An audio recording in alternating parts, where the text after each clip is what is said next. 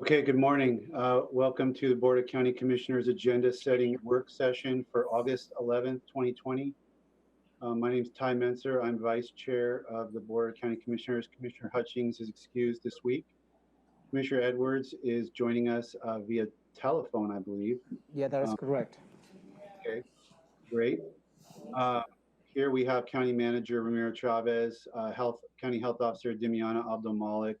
We have Todd Mason from we have Shelley Slaughter, Kurt Harden, Matt Unzelman, Keeley Marino, Tom Webster, Craig Sisson, Lydia Hodgkinson. That's the lineup that I have on my Zoom.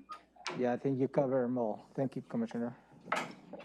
Okay, we're going to review, actually we're going to do our two weekly updates, and let's see, for public attendance via conference call, I'd like to announce that that number is 360-252-9020 with a entry code of 1234.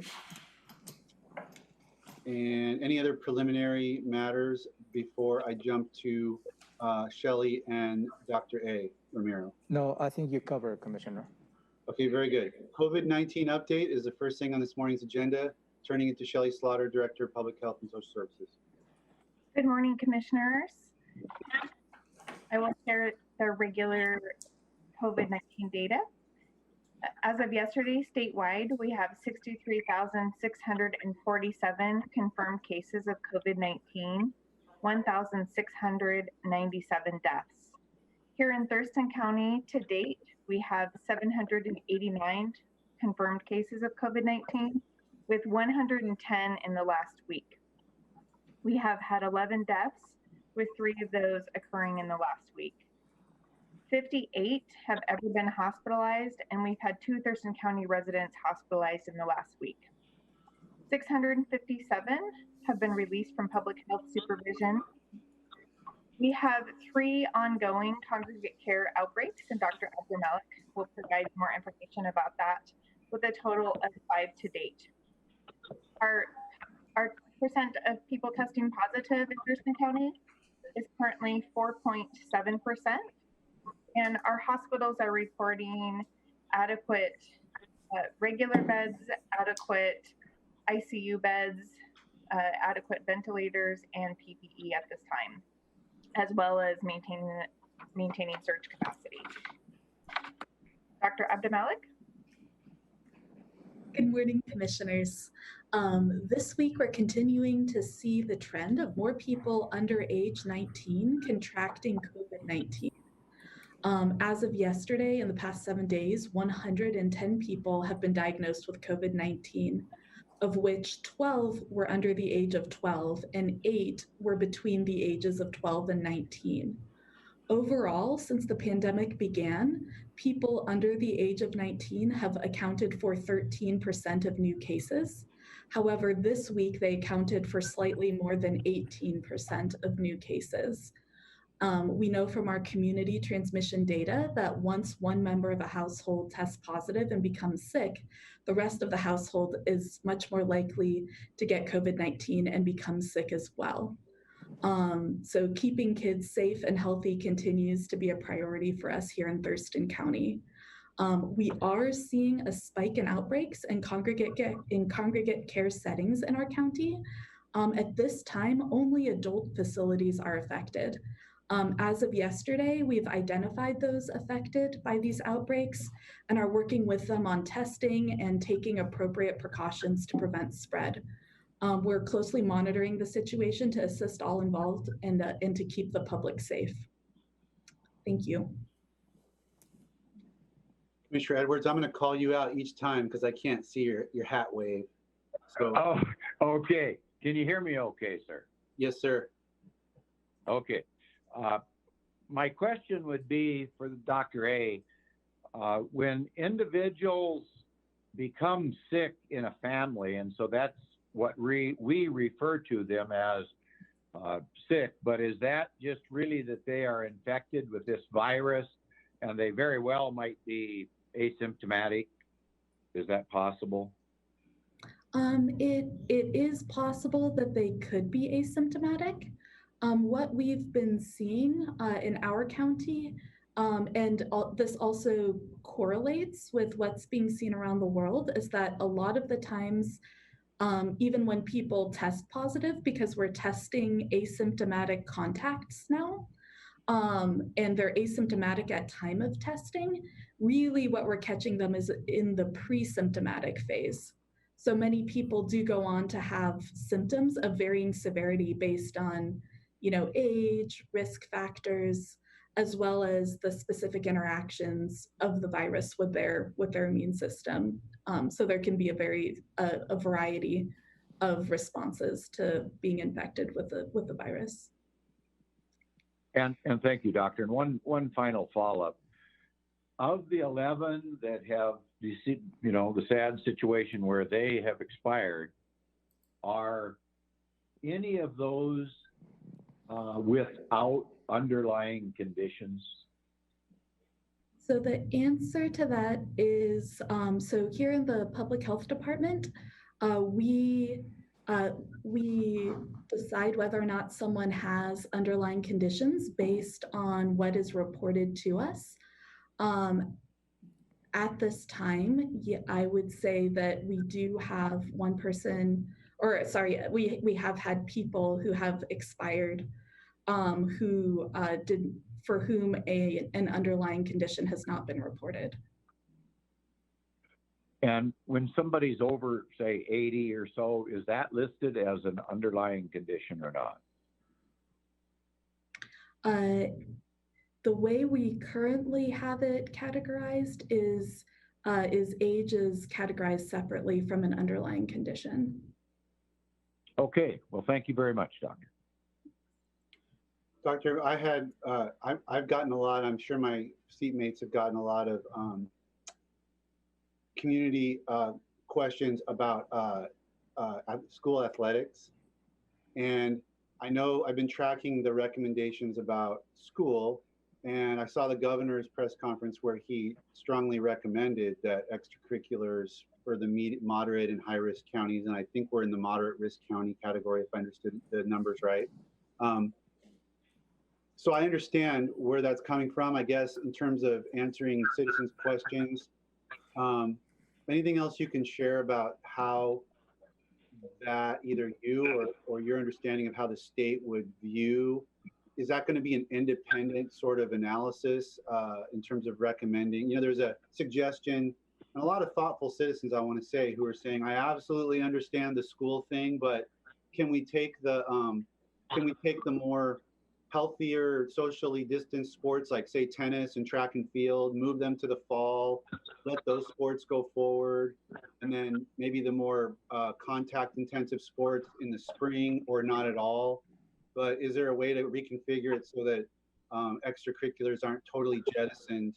And again, I'm not asking you for an answer, but I'm more asking how the analysis and thinking about that. Is it a parallel track? Do they kind of rise and fall together? Is there a possible way to configure something like that while you still do the online schooling? I'm just looking for any additional information that I can communicate to the community on that. Thank you, Commissioner. Yeah, we have also been getting a lot of those questions. We do, so our county does stand in agreement with the governor's recommendation at this time. Our strong recommendation at this point is for people to maintain distance from each other, just given our baseline transmission rates. In terms of the specifics of when different sports reopen, just speaking to your point that different sports carry different risk, that kind of those specifics will be decided by individual districts and learning institutions likely with coordination or discussion with us is what I would anticipate. But the specific timing of when sports would open would come from individual institutions our overall public health,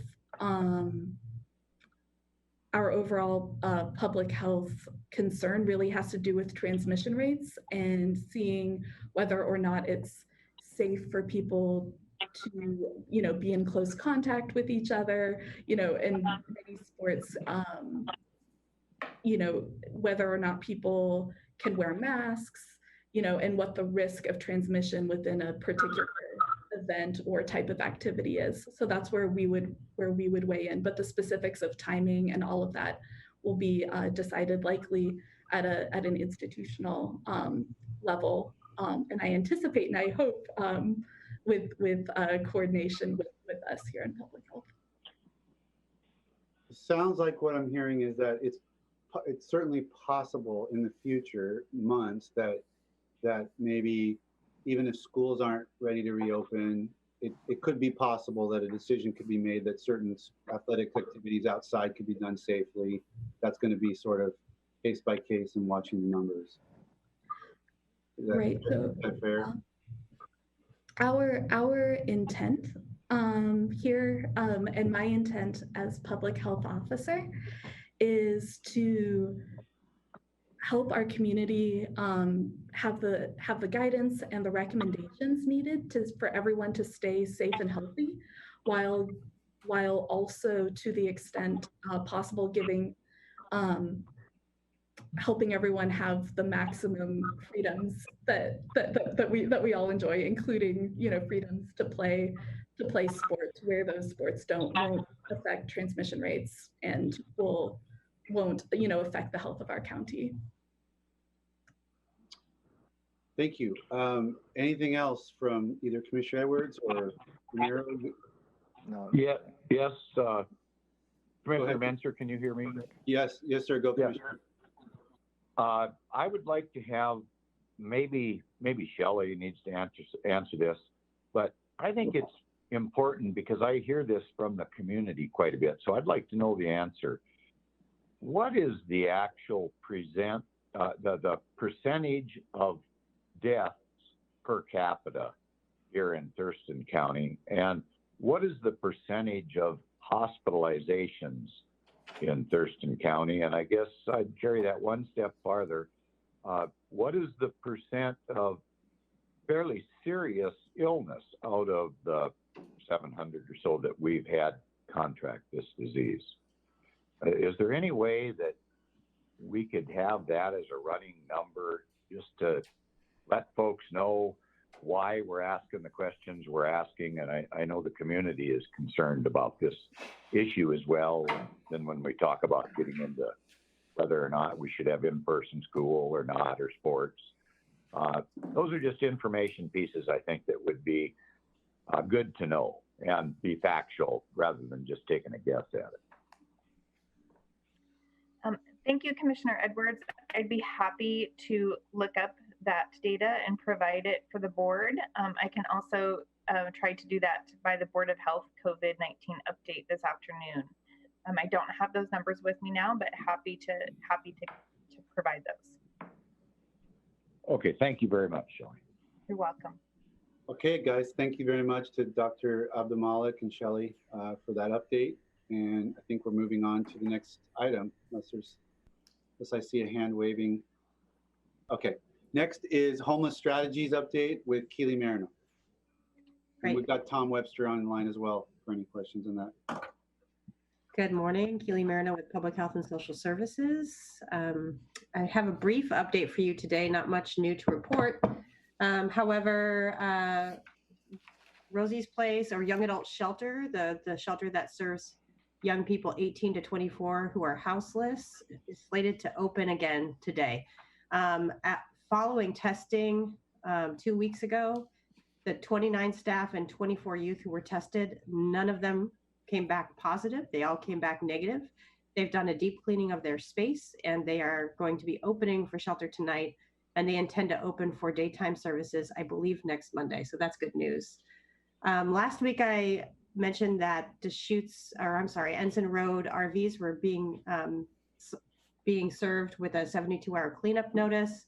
There was a delay in that cleanup notice, and that actually happened yesterday. I spoke with Teal Russell, the Olympia homeless coordinator, yesterday, and they were in fact served. Parking services and code enforcement were with Teal as she walked individually from RV to RV to ensure that everyone received that notice, and cleanup should be commencing tomorrow. Deschutes Parkway, as I mentioned last week, will be closed for construction. Those dates are the 24th through the 28th of this month. During that time, any vehicles or RVs that are parked along Deschutes will have to be relocated. I've reached out to Teal Russell from the City of Olympia to work with her on determining where those RVs or vehicles may end up. I do not have answers as to where they may end up at this time. Yesterday at the Health and Human Council, decision or recommendations were made towards cold weather funding for this year's cold weather season, which begins November 1st and ends on April 30th of 2021. Those decisions will be coming forward to you to make final approval on in the coming weeks. And that's about it. Commissioner Edwards. No, the only thing, who is going to incur the cost, I guess? Just one quick question for Keeley on removing vehicles down there along the Deschutes Parkway. Is that something that we're involved in at the state, or is it the municipalities?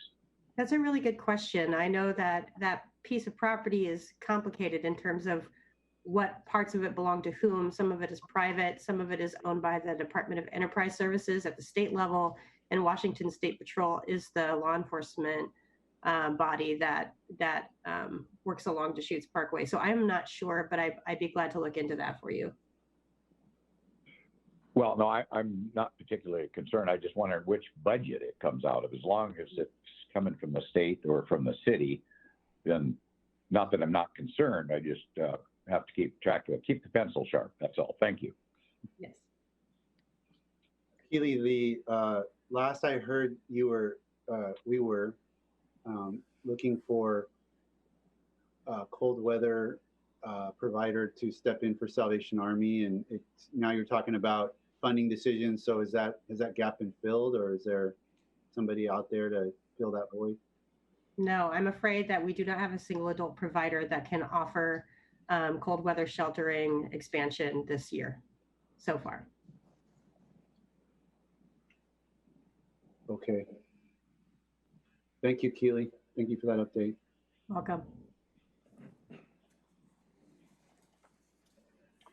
Okay, that brings us to our normal draft agenda review. And we're going to start with the Board of County Commissioners draft agenda for this afternoon at 2 p.m. And hopefully that's a pretty compact agenda. We've got our typical call meeting to order at 2 p.m. And we'll have a Pledge of Allegiance, which I will lead. We'll allegedly approve the agenda formally for the day's meeting, and then board meeting minutes from August 4th. We'll have an opportunity for the public to address the board. Ramiro, anything to be concerned or aware of in that regard? I'm not aware of any specific testimony they might receive this afternoon, Commissioner. Okay. County manager update. We'll do follow-up. Anything significant there that you're following up on? I don't have any significant issues to follow up this afternoon. Okay. So we'll be at that point, consent items. Consent item 3A is Public Works. The description is execute license and indemnity agreement for private water and septic lines. We've got Todd Mason, Development Review Manager, to walk us through this. Go for it, Todd. Yes, good morning, Commissioners. So before you is a non-exclusive license and indemnity agreement between the county and Tim and Deborah Delm. And they're on the southeast portion of Summit Lake, and it's on Summit Lake shore. So there will be two crossings from their property on the lake to property upland for a water service line and a sanitary service line for their septic. I know last week we had questions about chopping up the road and or how exactly it was being accomplished. Was that something that you were reporting on today? Yes, last week Commissioner Edwards had asked if the road was going to be open cut or bored. And in our road standards for crossings, we asked that they attempt at least 3 times to bore or push underneath the roadway. But we know in the Summit Lake area that bedrock is really shallow. And so historically on these crossings, they've had to do an open cut. So when they do the open cut, then we have the road standard section for restoration of the trench with the required backfill compaction, 3 inches of asphalt. And then do we inspect that that was done correctly or? Yes, yeah, one of the inspectors here from Public Works Development Review is out there while they're doing that construction. Commissioner Edwards, questions for Todd? Yes, I do. You mentioned, Todd, that there would be 2 crossing issues. Does that mean we're going to have 2 separate ditches crossing the road, or is it going to be 1 ditch and 2 utility lines? Well, we're actually going to have 2 crossings, and they'll probably be separated about 10 feet because it is a water and sewer. So we're to meet Department of Health requirements, we have to have the separation between those 2 service lines. Last week, Commissioner Edwards, you had brought up about the possibility of a casing going across, and I looked into that a little bit further. And the properties in this area along the lake have been developed, and so putting a casing in there for future use doesn't look like it'd be real feasible at this time, and becomes a little bit problematic in our agreements with the landowners. Oh, okay, maybe just as a follow-up to that, my concern wasn't as much on maybe lots that had not been developed. Actually, my concern is that should citizens want to do something for the environment, I guess, like put their drain field as far away from the lake as they possibly could, if they had the ability, they may do something like that. And if you're going to open up the road, I was thinking just laying another line in that then we could, you know, push a line through. But definitely, I don't want you to break your pick on it. It was just a concern of mine tied in with water quality. That's all. Oh, absolutely. Very valid concern. And like I say, in this particular area, right along the lakes are very, you know, not a lot of depth to them in length. And so just about all of them are already pumping their septic across the road into upland areas. Okay. Thank you very much, Todd. Thank you. Thank you, Todd. I think we're good on that. And that's in consent item 3A. 3B is an auditor's item with a request to cancel outstanding warrants. Yeah, commissioners, this is, you reviewed this item last week, and every year there's a consideration to retire outstanding warrants, and this is related to RCW 3622.100 and RCW 39.56040. And those are the warrants. They have not been cashed out for at least a year. In this particular case, is a total of 298 outstanding warrants, totaling of $7,328.24. And the majority of those warrants are related to mileage reimbursement for jury duties for individuals who have served during jury summons. And again, those are those warrants that have not been cashed prior to June 30th, 2019. Questions, Commissioner Edwards? No, sir. No questions. Okay, very good. Next item is our approval of the voucher list. $1,687,830.99. Any questions on that, Commissioner? No, sir. Okay. That takes us through the consent agenda for this afternoon. The first department item is under Public Works. Set a public hearing to consider non-exclusive franchise for a liquid petroleum products pipeline within Thurston County rights of way. Craig Sisson is our point person. Welcome, Craig. Thank you, commissioners. This is agenda is to set the public hearing for the Olympic Pipeline franchise. This is a replacement franchise for their first franchise, which was signed in 1964 and expired in 2014. So this is the replacement franchise. This will set the public hearing to take comments on the franchise. Commissioner Edwards, questions for Craig? No, sir. I believe Craig has explained this adequately in prior meetings. No questions. Thank you. I think we did. Yeah, we went through this last week and trying to think if I had anything further.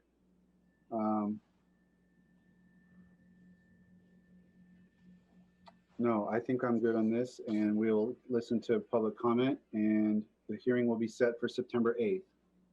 Thank you. Okay, thanks, Craig.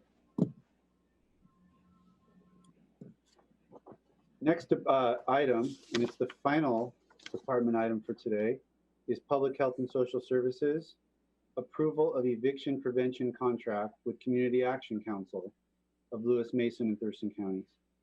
Tom Webster presenting this item. Good morning, commissioners.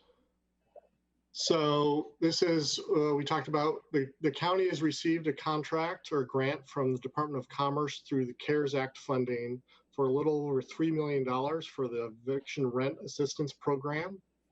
And we would like to award a majority of these funds to Community Action Council of Lewis and Mason counties and Thurston counties to implement this program. This is money that can pay up to 3 months of rent, up to 80% of someone's rent over a 3-month period, beginning from March all the way through December. So this money will run through December 31st of this year. And the purpose of this money is to prevent eviction and to target limited resources to people most likely to become homeless after eviction, to target limited resources to people most likely to suffer severe health consequences as a result of eviction, and to promote racial equity in who is served, and then to promote equity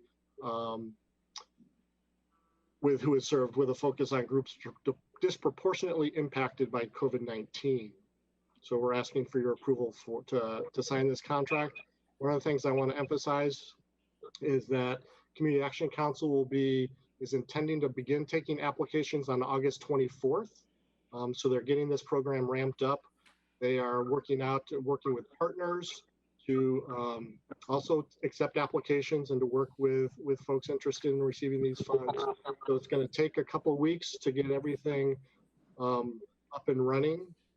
They need to do some training. So even though we've already been receiving phone calls and emails looking to access these funds, so the application will open on August 24th. And I'm happy to take any questions. Commissioner Edwards, anything for Tom?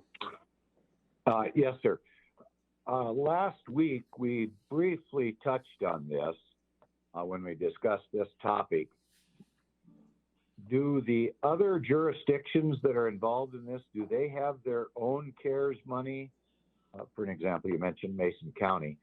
Or is that coming out of an award strictly that was meant for Thurston County, or is it meant kind of divided up for the other jurisdictions as well?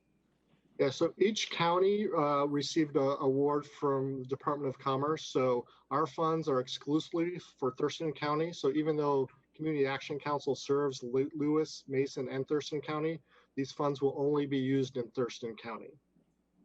So Lewis and Mason County received their own separate award for these funds. Okay, thank you for that clarification. And then our jurisdiction on this extends to our municipalities, Tom? Yes, so municipalities did not receive an award with these funds. So we received everything for the entirety of Thurston County. We receive these awards as we're the state, the county's consolidated homeless grant recipient of other funds from Commerce. So they awarded funds to their CHG or Consolidated Homeless Grant awardees. So that's why we're receiving these funds at Public Health. I think that's a really important point. It's sometimes confusing to me as commissioner, and I know it's confusing to the public. What time, sometimes we get grant money and it relates to our unincorporated areas and the cities are acting independently. Other times we get monies as basically just as our role as a subset of the state as a political entity, and we're to distribute that money across our jurisdictions, across our entire county, including our municipal jurisdictions. And this is the latter. I'm glad to see this. I'm really hopeful that, tying this to Keeley's update and all the problems that we're experiencing with trying to meet the needs of our, houseless population. I'm hoping this program will be very important to make sure that that problem doesn't get bigger as a result of COVID-19 and people's challenges, small businesses closing. And we saw data that shows that lower income workers are being hit hardest by the economic impacts of the pandemic. So very grateful to the state for passing this program, and I'm hoping that Community Action Council can make it as maximally effective for our citizens as possible. So big thumbs up on this one, and I think that's it for item number 5. Thank you, Tom. Great, thank you. And then County Manager will go through our combined schedule. The commissioners actually will report on work sessions and activities. County Manager will review our combined schedule, and we'll adjourn. We will adjourn only to 3:30 for our Board of Health. Now, according to our agenda setting, we're not going to do Board of Health just yet. We're going to jump to reviewing the agenda for the Board of County Commissioners board meeting for August 18th. And so that's next.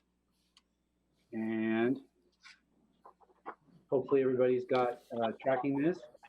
We've got a 2 p.m. call meeting to order, Pledge of Allegiance led by Commissioner Edwards, approval of the agenda and board meeting minutes allegedly from for the 18th meeting, and the board meeting minutes from today's meeting will be reviewed and considered for approval by the commissioners. Opportunity for the public to address the board, number 1.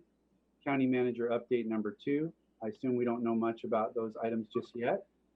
And we will move to consent item 3, which is only the auditor's voucher list, and we will review that at the appropriate time. Looks like we already have, it's a hefty one, $3.6 million in vouchers. So heads up to the commissioners to review that and ask questions.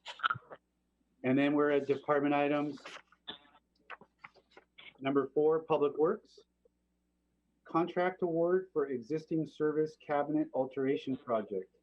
Contact is Becky Kahn, civil engineer. I assume, Matt, is that Becky with you? Becky is right next to me. And then please, I don't think you guys have actually been able to be introduced to Becky. So Becky joined us 3 or 4 months ago.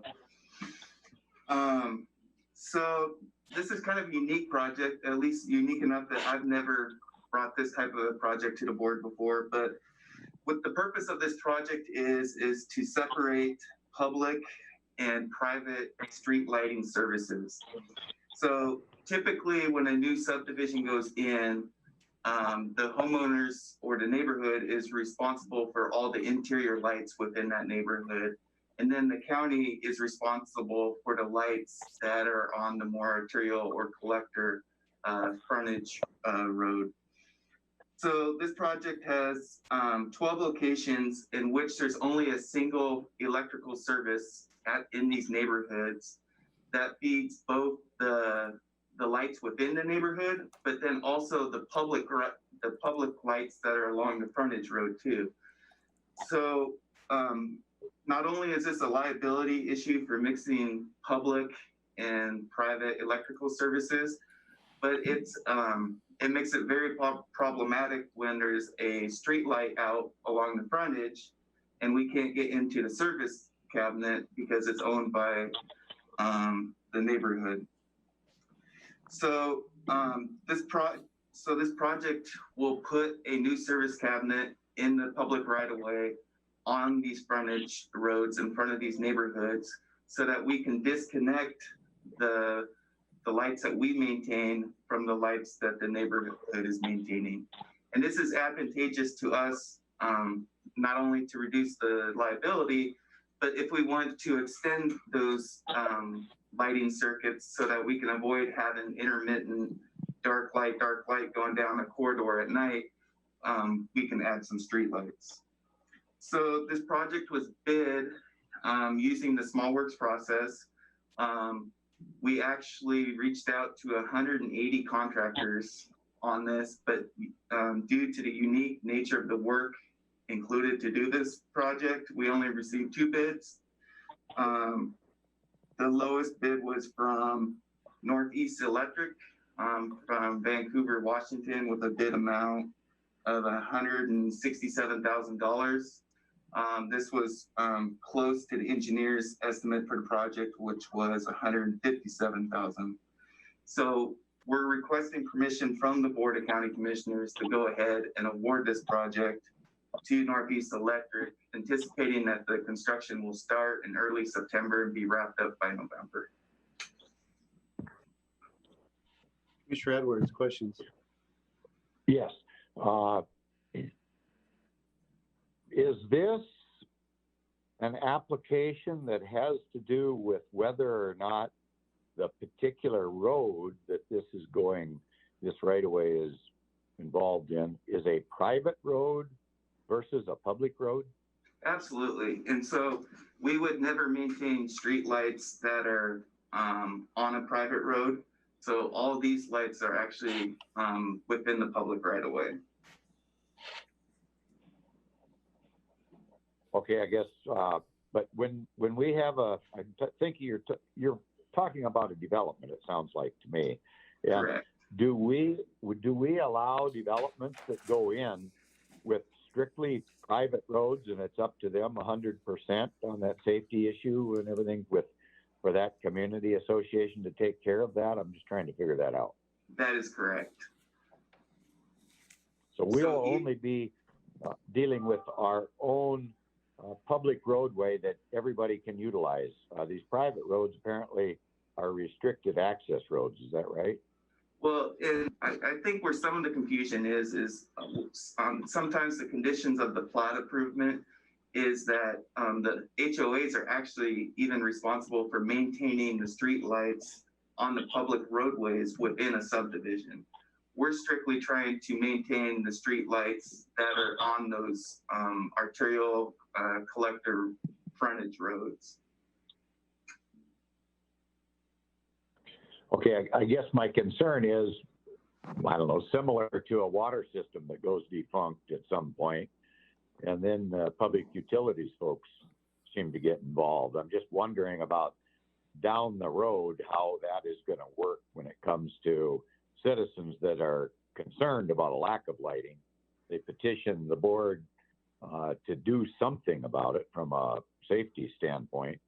Are we going to be limited on our ability to help, say, some years down the road when the HOA isn't functioning properly? Or... Oh, so I see what you're saying. You're saying like if the HOA goes defunct, right, and basically is dissolved, what happens to the streetlight maintenance? Yeah, that's what I'm wondering about. I actually don't have a good answer for you. It hasn't, I'm new to the position, but that hasn't come across my desk yet. Not saying that it hasn't happened before. I guess I don't have a good answer for you at this time. I can follow up with that. But I absolutely understand your question. Okay, as long as you understand where I'm going with this, because we've had similar questions in some of the older developments that have not been able to adequately take care of things, I guess I'll put it that way. Sure.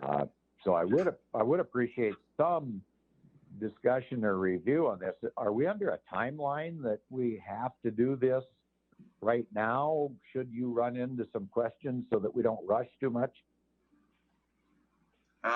No, we're not under, there's no timeline associated with this. This is strictly just driven by maintenance.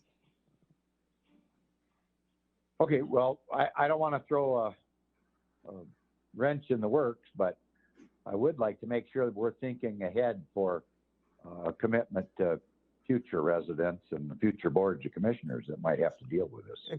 May I, Commissioner? Go ahead. Yes, sir. I think we always have to be walking a little bit of a fine line and not taking responsibility of private systems, because that will be considered a gifting of public funds.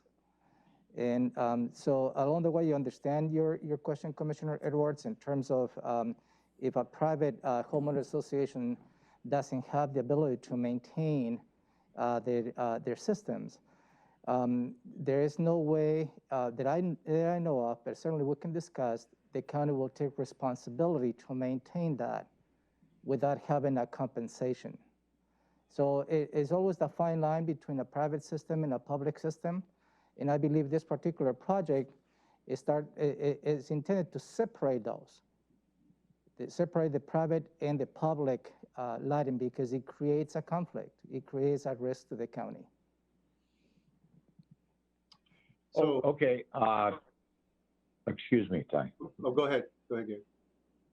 Okay, I guess just to follow up on that, I recall a relatively similar incident that happened about a year ago, in which I think we had to change the taxing structure on about, I don't know, 25 different developments around the county that were older developments, and that had to do with road maintenance and parcels that were not being, there was nothing being paid in towards the tax base. I don't know exactly the particulars today, but I just hate to see this kind of develop towards other utilities, whether it's electric, water, road maintenance, whatever it might be, without having some kind of a catch-all in there to fix the problem without kind of doing what we did about a year ago, because that made a lot of people unhappy.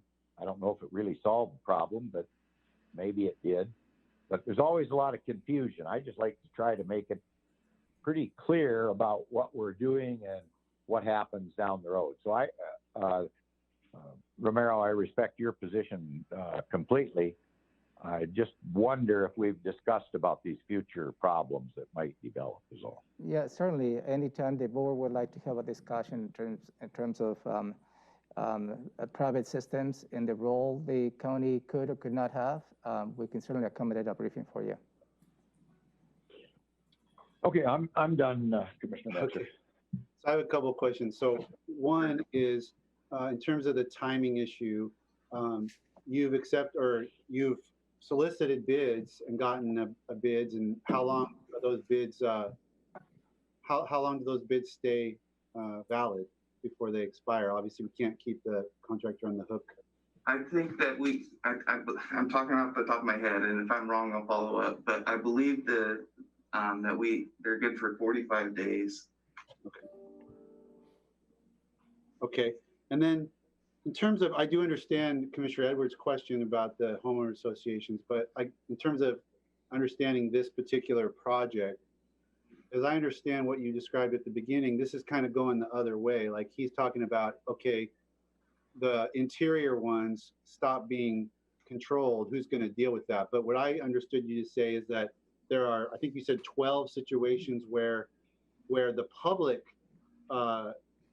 publicly located ones we don't have access to them, and we need to put in these service cabinets, I think you called it, in order to be able to do the maintenance, not on any interior ones that are not being maintained, but on the ones that we would want to be and should be maintaining now. Is that?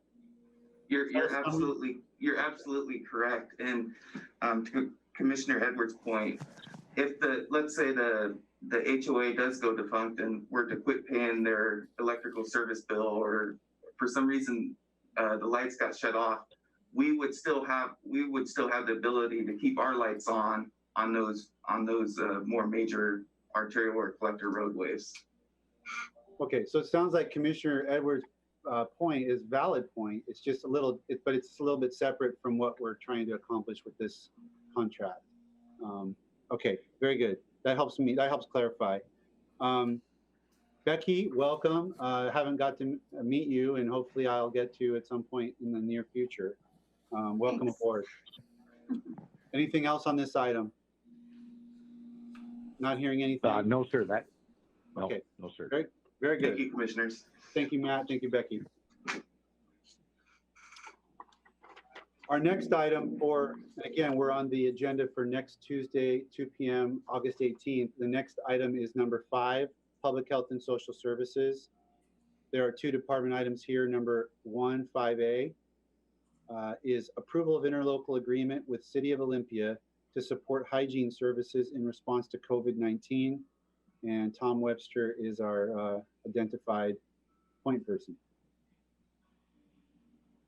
Good morning again, commissioners. Tom Webster, Public Health and Social Services. So we have working with the City of Olympia to provide hygiene services in response to COVID-19. So we wanted to formalize that relationship in an interlocal agreement because there is a sharing of revenue between jurisdictions. So beginning in March with funding that we received from the Department of Commerce under the Emergency Housing Grant, we have provided a contract to City of Olympia to increase hygiene services through portable toilets, hand washing stations, and other types of hygiene services due to the reduction of publicly available hygiene services for the households population.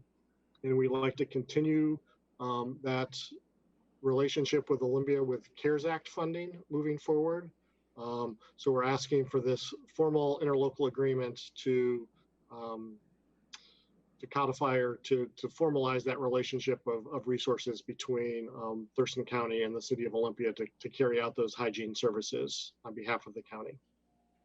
So even though the funding is going to Olympia and most of the funds are allocated for use in Olympia, they are not solely used in Olympia, and Olympia is contracting with Island Johnny and other folks, and they are able to provide services, hygiene services outside of Olympia as the need arises. Commissioner Edwards. I'm going to pass on questions on this maybe until next week. Okay. So Tom, I'm a little unclear as to what this agreement is doing. Is it saying who's paying for what? Is it just kind of talking about coordination? I mean, what exactly is being agreed to? So it is an agreement that the county will provide funding to the City of Olympia to support hygiene services. So we were in speaking with Shelley Slaughter, our director. She requested that we have an interlocal just because there's a sharing of resources between jurisdictions that it was recommended that we institute an interlocal agreement so that we're all transparent and above board in the sharing of these resources. But it's really the contract to work with Olympia to provide funding to Olympia to provide those hygiene services. And we've allocated money. Is this coming from CARES relief funds? Yeah, this is a combination of both commerce, state money through the Emergency Housing Grant, and CARES funding. The CARES money is outside of the allocation that you stated. It's outside of the $15.7 million. Shelley? Yeah, sorry. Shelley, did you want to add anything to this item for clarity? Sure, I'm happy to do so. Typically, the board will execute an interlocal agreement with another governmental organization, and so that's what we attempted to do with this. Part of the condition of this funding is that we coordinate with the City of Olympia, and so we've done so to try to address and prevent COVID-19 outbreaks amongst this population by providing enhanced hygiene services located within the City of Olympia. I guess my question is what specifically is being accomplished by the ILA in terms of a risk or a problem? Like if we didn't have this, what might happen that we're trying to solve. What problem are we trying to solve by spelling this out in the ILA? With the interlocal itself, we are just following the usual board protocol. Commissioner Edwards. Commissioner Menser? Yeah. Yeah. Are we only doing this coordinated agreement and kind of trying to prevent the spread of COVID just with Olympia, or would Yelm, Lacey, Tumwater, other jurisdictions maybe that are experiencing some similar problems, are they being left out of this, or I just need a little more explanation, I guess. Tom, do you want to expand upon the other ways in which this funding has been utilized to reach other areas? Yeah, and so the contract is, our agreement is with City of Olympia, but City of Olympia, we've talked to them and they are able to provide and pay for hygiene services that occur outside of the City of Olympia. Because they're having a contract with Island Johnny to provide portable toilets and hand washing stations, and those can be placed anywhere in the county where there's a need.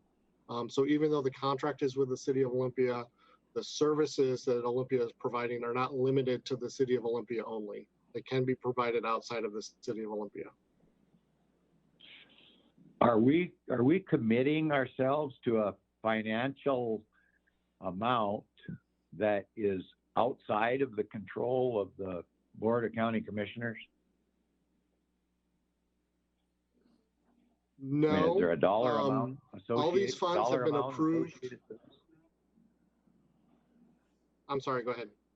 The question. I just wonder if there's a...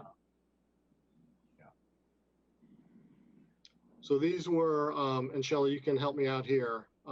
These are a combination of emergency housing grants from Commerce and CARES funding that the board is notified of how we have allocated those funds. This includes funds that have gone to our shelter providers to enhance their shelter services as a response to COVID-19. So this is a part of our broader effort to address the houseless population in responding to COVID. So this is one of the activities among the many activities we're funding with state and CARES dollars to support our homeless crisis response service during this time. Tom, just to follow up on that, I guess my bottom line is I'm concerned about the dollar amount itself and who is going to be allocating these dollars for which purposes. And I'm not sure I want to give that authority to the municipalities if it's our responsibility without knowing what the dollar amounts and maybe a criteria. So I don't know. I'm skeptical for no other reason as I'm not sure of how this is all going to pencil out. I think this is going to be dedicated resources that are meant to be spent in this area, but I am concerned about who sets the priority about where it goes. I don't know. Do you see where my concern is a bit? Okay, I had Ramiro first and then Robin. To follow up to Commissioner Edwards, and maybe Commissioner Menser, the interlocal agreement is an instrument in that allows the county to have a financial transaction with the City of Olympia provided by services. So to address Commissioner Edwards' question, we have an obligation by receiving the grant from Commerce and any type of grants to meet the specific outcomes of those grants. So it will not be signing a check to the City of Olympia. It will be, I believe, in a reimbursable basis based on the services they have provided, meeting the specific criteria of the many different grants included in this contract. And because at the end, we have to survive an audit when we go through and utilize those grants. So it's more of a service provider that we need to establish the check and balance internally, and that is why we keep some of the administrative money to make sure that all the the requirements of the grant are met. So it's not necessarily specific in this case for a specific location. It's more related to services. And that's how this instrument is going to be put together. Just real quick follow-up, Romero, on this particular issue.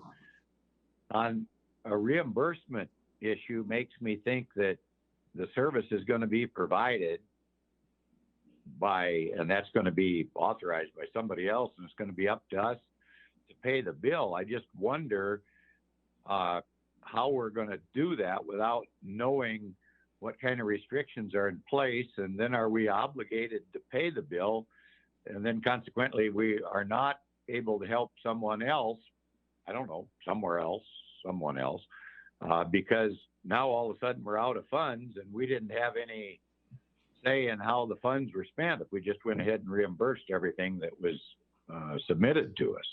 So that's my concern.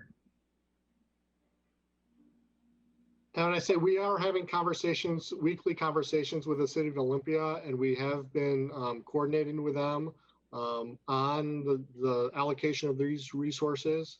So we've talked to them about the types of activities that are allowable.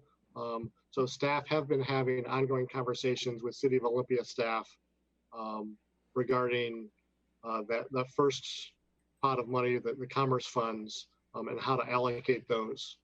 So staffs have been communicating around the use of these funds. So for me, I'd like to see the agreement before next week, just so I can scan through it and see what it covers and what it doesn't cover. I think that'll give me, unless it's 50 pages, hopefully it's less than that, and I can just get a sense of it. That would help. Robin, did you have something? I had a question. I'm just trying to get some clarity on which money is paying for this contract. If it's not the CRF money under the CARES Act, what CARES money is it? Because CARES has a bunch of different funding streams. This was CRF. This is CRF money. So that means it is part of the 15.7 million.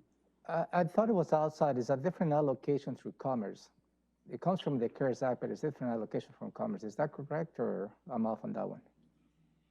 No, this was part of the of that 15 million you allocated approximately, Shelley, help me out, around 7 million for public health, and within that 1 million to support vulnerable populations. Oh, okay. So it's part of the vulnerable population support of the CARES CRF money that was allocated. Okay, I stand corrected. Thank you. This is part of the plan then that the board approved as part of the 6.4 million that went to public health is part of this funding. And the other part of the funding is a housing grant. The regular housing grant or the COVID housing grant? It was the emergency housing grant that Department of Commerce issued back in March. The COVID related. COVID related, yes. And I believe that's the source that Romero was referring to. All right, so it's a blend of those two. And who set the priority for how to spend that money? For the first round of emergency housing dollars that we received to address COVID, Commerce laid out what the requirements were, and under the emergency, we allocated those that initial round of funds to various projects in our community to immediately address the COVID emergency prior to the board convening. Right, and who is we? We allocated, who is we? Myself under the department. And the department, the public health officer signed off on our plan, so we had to submit a plan to the Department of Commerce, signed off by the public health officer on how the funds would be allocated. So it was a plan we submitted to Commerce that was signed off by the public health officer. And so our attempt in bringing this forward, because at that time we did not do an interlocal agreement under the emergency. Going forward, we wanted to ensure that we followed that process, and that's why we're bringing this particular matter forward today. Was the plan approved by the board before it was submitted to Commerce? No, it was not. Okay. Commissioner Edwards? Commissioner Menster? Yeah, go Yes. for it. I appreciate that question that Robin asked, actually. Who does set the priority? I guess I'm just going to say something that I'm trying not to, I don't know, do our laundry in public, I guess. But it's no secret I have concerns about the way the city of Olympia has handled this whole homeless thing. And I'm concerned that we have some adequate controls in case there's an attempt at, I don't know, I see things end up in the trash can. I mean, whether it's new sleeping bags or tents or whatever, and then next week they're stacked up in the trash bins.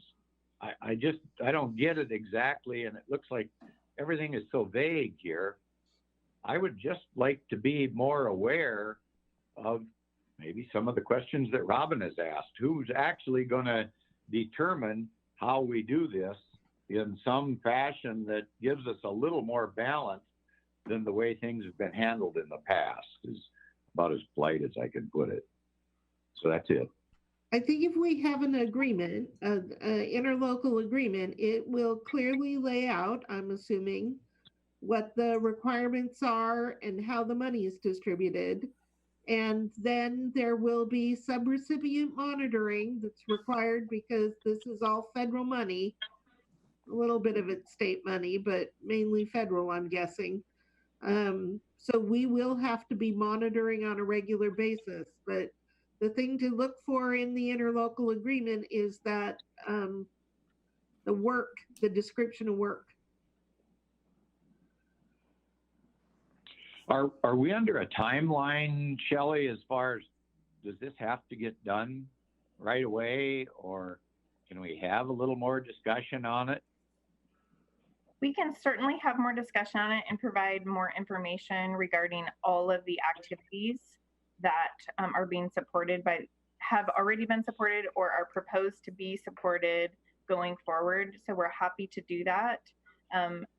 There is an urgency in ensuring that we are quickly able to distribute funding to our partners in the COVID-19 crisis, because any delay on that could seriously impact public health. And what we're trying to do here is prevent an outbreak amongst our population experiencing homelessness.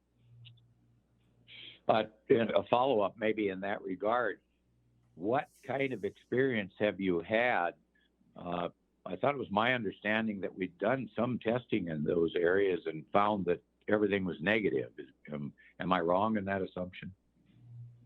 We continue to offer community-based testing to underserved populations, including those experiencing homelessness.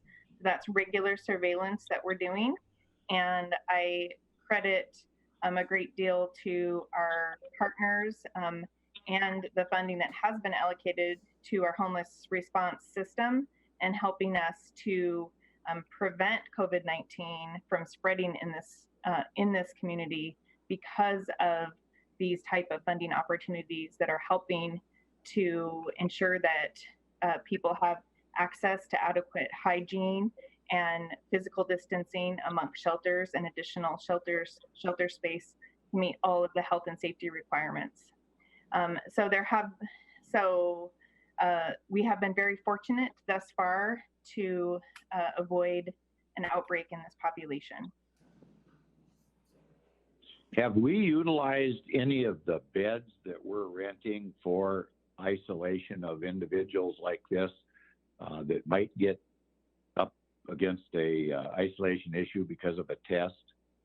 I know we've set aside beds to do it. What kind of usage are we having with those beds? Yes, so we frequently have people utilizing our isolation and quarantine beds, either because they are experiencing symptoms or may have been exposed to COVID-19, and or they've sought testing, at which time they are asked to quarantine until they have their results. So while our isolation and quarantine beds capacity goes up to 116, we have not needed to utilize our full reserved capacity. But we regularly utilize of up to 16 isolation and quarantine rooms. And we're continuing. And those 16 quarantine rooms that you've needed to use, they were all because of symptoms or exposure rather than testing positive, though. Is that right? The majority so, but not exclusively. There have been some confirmed cases, positive cases of COVID-19. Okay, I guess I would just like to know how this is going to work better, and I appreciate Robin's questions on this. So maybe Ty has asked to take a look at the contract when it's put together, but I guess what I would ask for is that maybe we all discuss it in some kind of a work session or something, if that's possible. Well, so one thing, I know we're not meeting again this week, but Commissioner Edwards will be back next Tuesday, and we'll revisit the issue, and if it needs a delay at that point, we can discuss it as a full board. If that's okay. That sounds very good, Commissioner. Thank you. Okay, very good. Thank you, Shelley. Our second item, department item for public health next week is Chris Hawkins as our point person for the Choice Youth Marijuana Prevention Education Contract. Amendment number 5. Go ahead, Chris. Good morning, Commissioners. Good morning. I'm glad to be with you. Chris Hawkins, Program Manager on Education and Prevention with Public Health and Social Services. And I'm here to talk with you this morning about a contract amendment that we have offered to us by Choice Regional Health Network. This would be to allow us to continue our efforts in youth marijuana prevention education for the current program year 2020 to 2021. This is an ongoing effort that we've had in partnership with Choice, as well as other organizations in the Cascade Pacific Action Alliance region. Choice is the recipient of funds directly from State Department of Health that is the original source of these funds to do marijuana prevention education. And Choice then subcontracts with various counties, in particular the local health jurisdictions in the CPAA region. We have been working on this issue to try to educate in the community, both directly with young people and their parents on the impacts of marijuana on the development of young people, some of the hazards associated with that, and try to encourage healthier behaviors and not initiating marijuana use among youth. We do this through not just information and education campaigns, but also looking at what the norms are in the community, some of the same issues that we deal with in tobacco and vaping. So looking at what signage and information is available at retail environments. Can we do something to shift policies? Another example of what we have done with this is something that Commissioner Menser is familiar with because of his participation on the Thurston Thrives Coordinating Council. We brought a presentation by Professor Jason Kilmer, rather, to that coordinating council about marijuana. That will be a task that we continue to do this year, is to present to decision makers in the community, people that can have a key influence on other people around the community through their roles. And so this is just for the July 1st, 2020 to June 30th, 2021 program year. The motion that we're requesting here is that the board approve this contract amendment. It has brought the value of these series of annual contracts with Choice to a level where we need the board's approval on it, even though it's not an intergovernmental agreement. And it would be, I guess I need to point out that maybe we need to change the wording in the motion a bit here to say that the maximum consideration for this program year is $25,000. So that would be for that period from July to June. And we're looking for your approval to allow our director to execute that contract with choice, that contract amendment. Where does the 68,000 come from then? That's the cumulative value of those, each of those annual contracts to this point, I believe, is what I've understood from our grants and contracts manager and clerk of the board. Okay.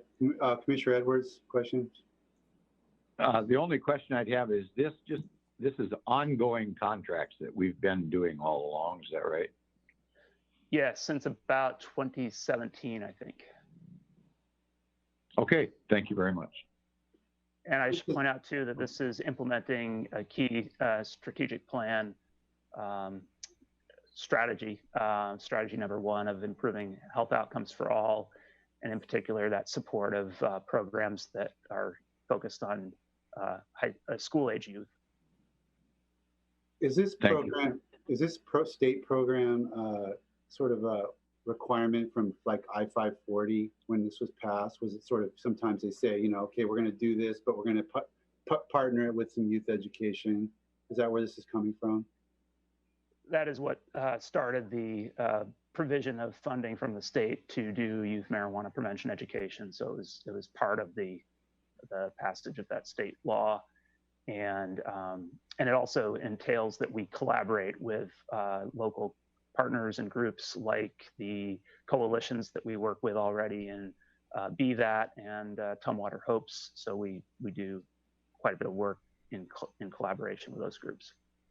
If you know, how long is the state obligated to continue funding this type of education?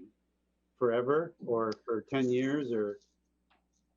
I don't know what the end date or sunset is on that, but I can look up that information for you. I'm just curious. I mean, it's interesting how these laws are worked out.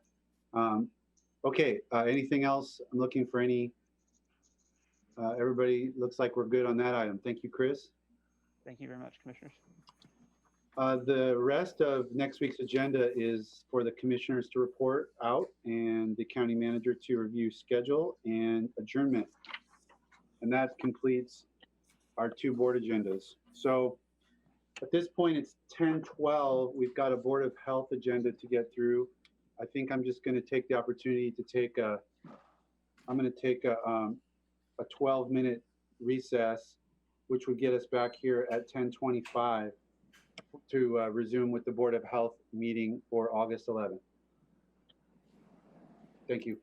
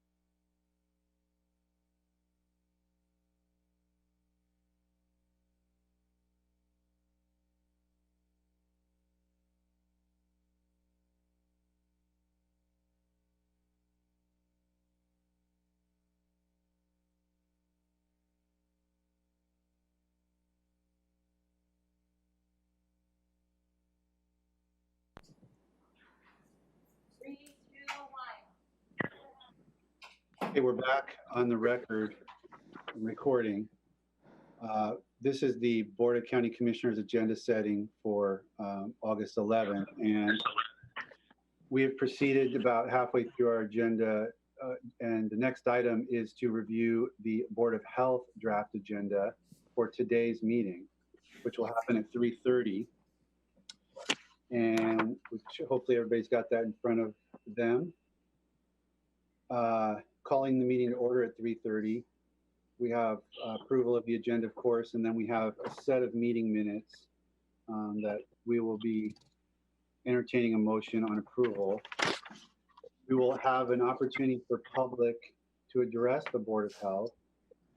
Now, this meeting is going to, correct me if I'm wrong, Ramiro and or Shelley, but this meeting is going to proceed just like a Board of County Commissioners meeting to 2 p.m. where there would be the opportunity for somebody to Zoom in or to appear in person. Is that correct? That is correct, sir. We will have that via Zoom, whomever wants to testify, as well as via conference call. So it will be also the public should be able to come and provide personal testimony if they choose to do, with the maximum capacity that we have in this room. Yeah, okay, so that number, if you want to use the phone, I'll repeat it, is 360-252-9020. Enter code 1234. There's an opportunity to do that, or we will have in-person public testimony. Consent item is number 3. It is acceptance of work session notes. And that's different than our meeting minutes. Okay, and then the first substantive item is number 4, COVID-19 update. I'm going to ask Shelley to kind of frame this. It's kind of a chance for a little more in-depth discussion on COVID-19 related issues. Yes, good morning again, Commissioner Menzer. You are correct. We will, this item, we will expand upon our weekly COVID-19 report that we share with the Board of County Commissioners and Board of Health at agenda setting. So we will provide some expanded information as well as address additional requests for data. And Dr. Abdelmalek and I will both cover this item and provide an opportunity for further questions and discussion. Commissioner Edwards, any questions about this agenda item, what it's about? No, sir. Okay. No, sir. And, yep. Number 5, race and health equity. So yes, this item, we discussed this matter last week, but as a follow-up, last month, some community members requested that the Board of Health consider declaring racism a public health emergency. The board requested some additional data, and staff and community members have joined together to provide a presentation on health equity, specifically highlighting disparities amongst race and ethnicity in our community, as well as opportunities for how the board and our community can work together to take meaningful action to address the gaps that exist due to race and ethnicity in Thurston County. And the presenter will be our senior epidemiologist, Mariano Guerrero, along with Gretchen Taylor Eduardo from Thurston Thrives, as well as our homeless response coordinator, Keeley, Marino. Commissioner Edwards? Nope, I'm good to listen when that comes up. Good. I look forward to that. That should be a good presentation. So thank you. And those are the 2 substantive pieces, which I think will be hefty for today. We will report on our Board of Health members' health-related activities. For the last month, we will have a health officer's report from Dr. Abdelmalek and a director's report from Shelley. Anything to comment there, Shelley? No, sir. I will provide information about other department activities and programs. Those are standing items that we always cover, so I will then set that aside. I think we're ready to go. So moving back to our agenda setting work session. Next item is proclamations and awards. We don't have any proclamations and awards for your consideration today, Commissioners. Next item is advisory boards and commissions update. We don't have any outstanding applications for your review at this point. I had a question. I don't know if Yes, sir. Amy's in the room. I think it was 2 meetings ago where we added a citizen to the Timberland Regional Board. That citizen, the first inquiry was, somebody reached out to me and said, I'd like to get involved. This is something that we get a lot. Sometimes you get somebody who's really focused on a particular board, but other times you just get a citizen that just wants to get involved in their local government. And I think both avenues to participation are valid. And when folks reach out, they ask, can I look on the website and is the list of available boards and commissions up to date? And not having reviewed it recently, I think she said that the last update, according to the website itself, was November. And so I just wanted to find out if we are keeping that up to date. And if we're not, I think there'd be a real value in putting some time into making sure that our boards and commissions summary is current in terms of what boards we have, what vacancies we have, and if there's hyperlinks we could put into to the applicable RCWs or requirements, and the application, all that. I haven't looked at all that, but I'm pretty sure that it's not probably exactly where it ought to be for the best convenient use of the citizens.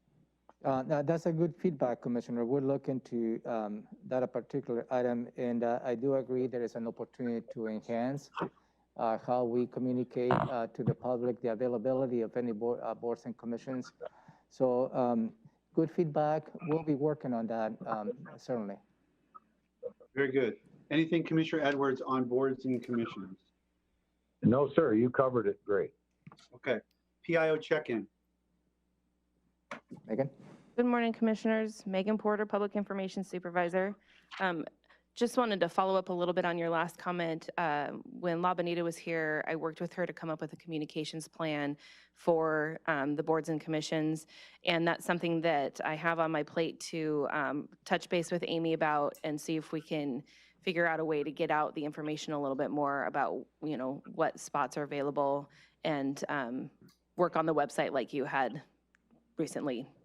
But like you just said, is look at the website and see if that's meeting the needs of what people are looking for when they come to find more information about the boards and commissions. So that's also something that I've thought about, and I'll set up a meeting with Amy soon. Thank you. Mm-hmm. Great. I have Go for it. two very quick updates for you. I've drafted the e-signature policy and sent it out to the work group. I expect to hear back from them by COB tomorrow, and we'll incorporate any changes and get that moving through so that we can get that ready and approved as soon as possible. I suspect that there might be a form that needs to go with it, so I'll be drafting up an authorization form for staff to use electronic signatures. And then yesterday, the Thurston County update video that Commissioner Menser and Dr. Abdimalik did, introducing Dr. Abdimalik to the community, was released on the YouTube channel yesterday or Friday. And from the analytics that I've seen, it's doing well, and people there are quite a few people who have watched it and are receiving it well. So good job, Commissioner Menser. Thank you. Thanks to Brian, who helped me, and Thomasina, who helped me work through that. Commissioner Edwards, anything for Megan? No, sir. Okay. Thank you, Megan. Thank you. Legislative update, Ramiro. Really, I don't have any updates. We continue to see if there's going to be a special session this year. Doesn't look like it anytime soon. So we'll keep an eye on that. And also I'll be working with Deborah Manguia to start developing a draft potential legislative items for you to consider for the next year's legislative session. Okay. Let's move forward to any public hearing decisions pending. Nothing is pending for you today, Commissioners. All right. So we're on to commissioner items. The first item is hearing examiners backlog discussion. Ramiro, what's this all about? Yeah, Commissioners, as a matter of background, and Jeremy and Josh will join in the conversation. So, you know, we have contracts with Ms. Sharon Rice. She is the hearing examiners, as well as we have a contract with Stephen Kazoo. He is the pro tem hearing examiner. So as you may be aware, there is a lot of work the hearing examiner does and provides, and there has been a backlog that has been created in terms of all the many different hearings that we need to process in order to continue serving the residents. So this particular matter before you is really getting to the process of allowing to extend the capacity of hearing examiners. And the proposal that we have for you this morning is to go with the contract with that we have with the Mr. Stephen Kazoo, which is the pro tem hearing examiners, to extend that contract and hire an additional hearing examiners. There is a potential to hire a judge who also serves on that capacity. And the proposal before you again is to authorize the county manager, to start negotiating a little bit of really the terms of the subcontract with additional hearing examiners. The reason that I'm requesting for you today is for you to authorize the county manager on that is I'd really like to create a separation between the Board of County Commissioners, which you act as a quasi-judicial, and in the event any citizen appeals the decision of the hearing examiners. By having an administrative decision at this point by the county manager, it will be purely administrative in terms of assessing the cost and assessing the terms of that particular contract. The staff is ready to walk you through a little more in detail, if you like, as to what type of backlog we are experiencing with the hearing examiners' hearings. And but that's the framework of this particular item before you.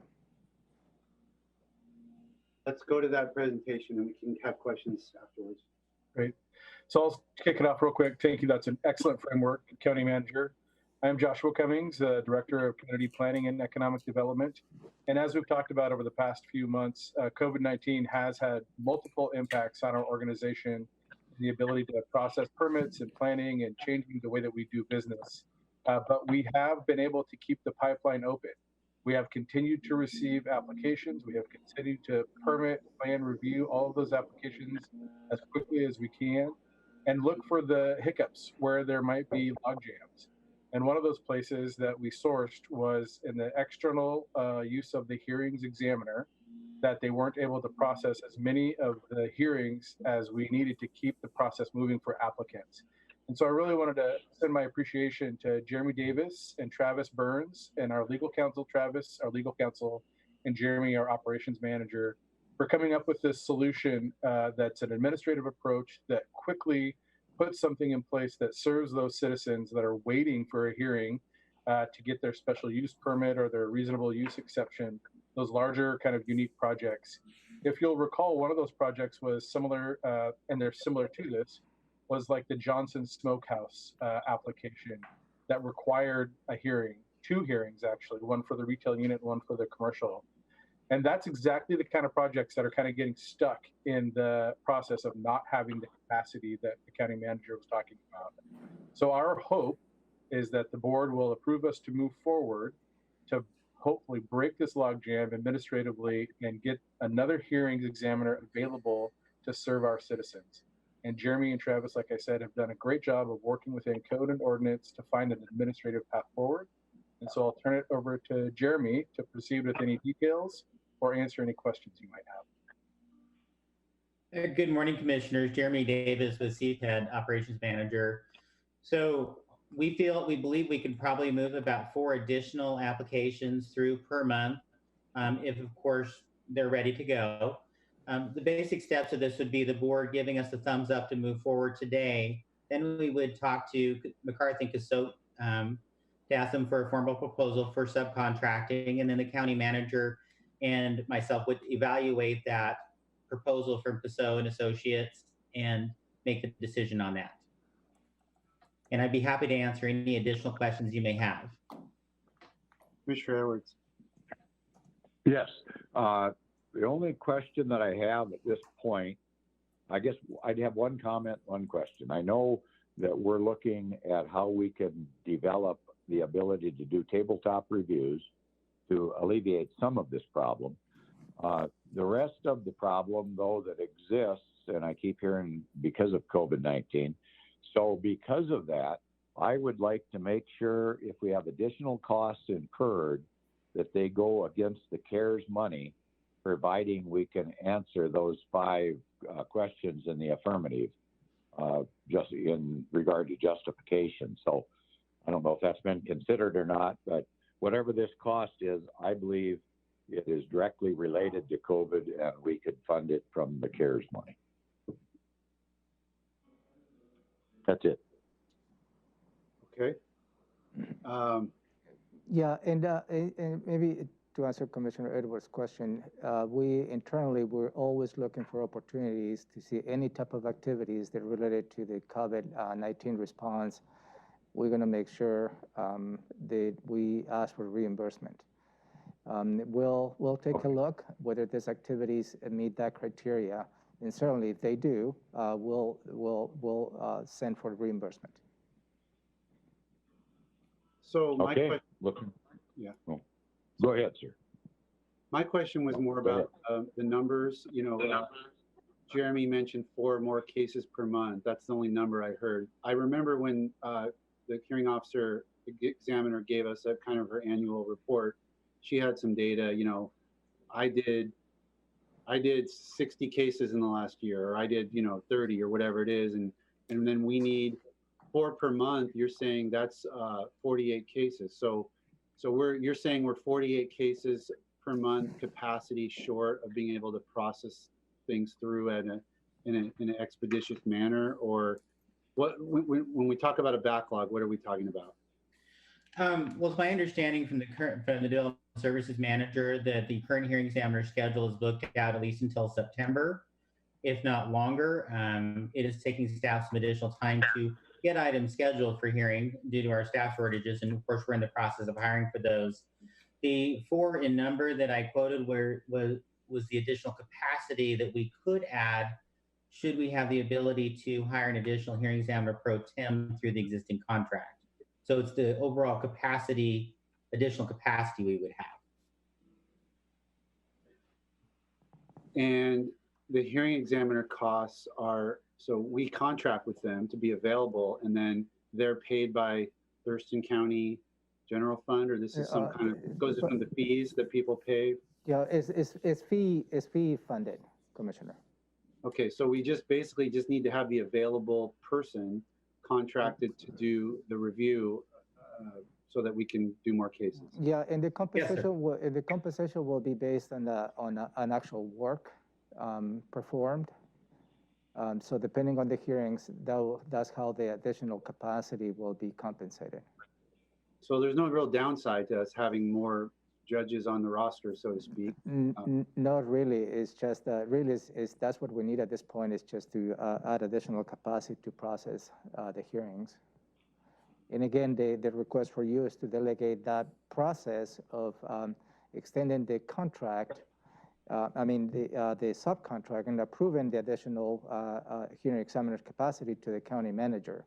And again, the intent of that is to separate between the county commissioners and the hearing examiners. I believe that is, at least from my point of view, very important to separate that. So I heard mention of a name. I didn't quite understand it. I'm guessing it's the name of a law firm or something that I think Jeremy, you have the name that perhaps they're looking for. What is the name of the judge?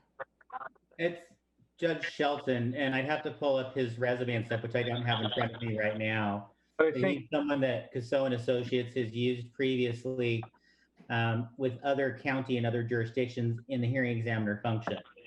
And hold just so evaluate his experience. Sorry, Jeremy. I think Commissioner Minter your question may be that we currently have a contract with Casso and Associates. That's what I needed to hear. Okay. Yeah. And then this extension of the contract is basically going to defer to them to provide us another hearing examiner, like because we're not going to be soliciting from other law firms to. Right. That is exactly the point. We will use the existing contract with McCarthy and Kazoo, and they will secure the services of the additional hearing examiner, and will compensate through that contract. Okay. That's what I needed to understand. Yeah, on point. Anybody else? Commissioner Edwards? Yeah, I guess I would just, I'm ready to give a thumbs up if that's what we're looking for, or when we decide to do that. To let the county manager have that authority. This might not be the format to do it, but I'm ready. I got a thumb up, and it sounds like you got a thumb up, so we got 2 thumbs up. Thank you, Commissioners. We'll start working on implementing this plan. I appreciate your diligence on this. Thank you. Thank you. Thank you. Thank you, Jeremy. Thank you, Josh. Number 2 under Commissioner items is public testimony. I really don't have any public testimony to follow up with you this morning. Okay, that's just a placeholder, nothing specific there. Right. And that leaves us with an unprecedented amount of time for Commissioner items. I know you're elsewhere and maybe you want to keep it short. It's up to you, but we have a little bit of time here. No, I think I'm going to take advantage of the unique situation we're in and keep this as short as possible. So I'll forego any comments until later. Thank you. Absolutely, and I appreciate that. Let's see. Let me just double check that I didn't have anything burning here. I don't think that I do. So I think that brings us to the end of the agenda setting. All right. This is the first in a long time finishing this agenda setting at 10:46 this morning. Every time Commissioner Hutchings is gone, I'm telling you. And probably he's watching that comment. I'm just kidding. All right. Thanks, everybody. We'll see you back at 2 p.m. Thank you, Commissioners. Okay. Thank you.